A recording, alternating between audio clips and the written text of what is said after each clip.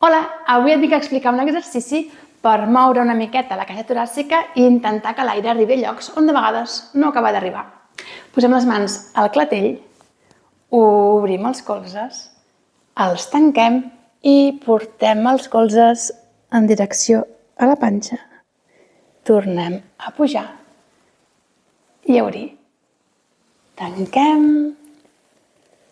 i baixem, doblegant l'esquena.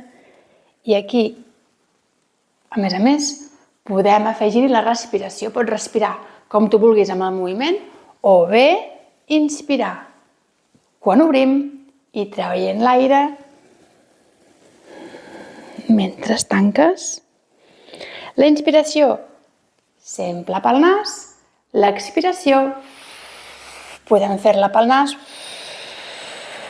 o allargant la bufera, bufant amb els llavis, com si bufessis una espelma. Salut inspirat!